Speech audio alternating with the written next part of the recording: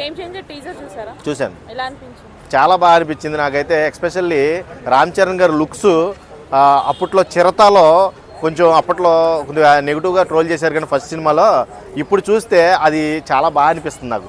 చిరతపులి looks, ఆ కళ్ళు చిరతపులిలాగా ఉండటం, అవి అప్పట్లో బాగాలేదన్నారు, కానీ ఇప్పుడైతే నాకు చాలా చాలా బాగా నచ్చుతున్నాయి.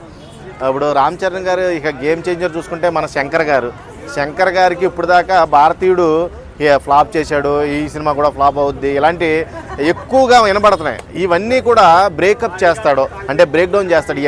ఇవన్నీ మాటల్ని తీసివేసే సినిమా గేమ్ చేంజర్ అవుతుందని ఈ ట్రైలర్ చూస్తే అర్థమవుతుంది.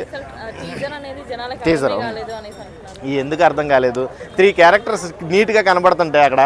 ఏం అర్థం కాలేదు మీకు చెప్పండి? ఒక తండ్రి క్యారెక్టర్ ఉంది, ఒక ఐపీఎస్ ఆఫీసర్ క్యారెక్టర్ ఉంది, మన ఎవరిది మధ్యలో మాట్లాడక బ్రో అలాగా మధ్యలో గేమ్ చేంజర్ మొత్తం ఓవరాల్ ట్రైలర్లో మాసు క్లాసు లుక్కులు కనబడుతున్నాయి. ఇంకొకటి హింట్ కూడా వచ్చింది, ఏంటంటే సపరేట్ పొలిటికల్ పార్టీ ఏమైనా ప్లాన్ చేస్తాడా రామ్ చరణ్ అన్నట్టుగా హింట్ కూడా వచ్చింది ఈ టీజర్ వల్లే. ఇన్ని హింట్లు వస్తే మీరు అర్థం కాలేదంట, నాకు అర్థం కాల. అంటే ఇప్పుడు ఒకటి చెప్తానండి, శంకర్ గారు టీజర్ ఎలాగో ఉద్దేశపూర్వకంగా ఉండదు, డైరెక్ట్ మొత్తం రాజమౌళిలాగా సగం సినిమా చూపించాడు ముందే. ఆయన్ని చాలా గోప్యతగా ఉంచుతాడు, టీజర్లో అన్నీ చూపించడానికి ఇష్టపడ్డమాట ఎక్కువగా శంకర్ గారు. అదే రాజమౌళి అనుకోండి మెయిన్ లీడే చూపించేస్తాడు టీజర్లో. ఆయనకి ఆ ధైర్యం ఉంది, నేను ఏమైనా సరే కొట్టగలనని. శంకర్ గారికి కూడా ఉంది, కానీ కొంచెం వీక్ డౌన్ అయ్యాడు, కొన్ని ఫ్లాప్స్ వచ్చినాయి కాబట్టి కొంచెం గోప్యత పెరిగిందేమో అని నా ఉద్దేశం. ఓవరాల్గా రామ్ చరణ్ గారు లుక్స్ చూసుకుంటే సూపర్ డూపర్. అసలు ఒక రకంగా ట్రైలర్ చూస్తుంటే, నాకు టీజర్ చూస్తుంటే గూస్ బంప్స్ వచ్చినాయి, నరాలు పగిలిపోతాయేమో అనిపించింది, అంత బాగుంది లుక్స్. మెయిన్ ఎక్స్పెషల్లీ వెనకాల ఉన్న ట్రెడిషన్స్ కూడా నాకు బాగా నచ్చినాయి. తమన్ గారి మ్యూజిక్ కానీ చాలా బాగా అనిపించింది. బీజిఎం బ్యాక్గ్రౌండ్ స్కోరు నాకు బాగా ఇంట్రెస్టింగ్గా ఉంది, కొత్తగా ఉంది బ్యాక్గ్రౌండ్ స్కోర్. అది గేమ్ చేంజర్తో ఈ తెలుగు ఇండస్ట్రీ గేమ్ చేంజర్గా నిలుస్తారంటారా? ఖచ్చితంగా సోలో ప్యాన్ ఇండియా స్టార్ అవుతాడు. ఖచ్చితంగా గేమ్ మొత్తం చేంజ్ అవుద్ది.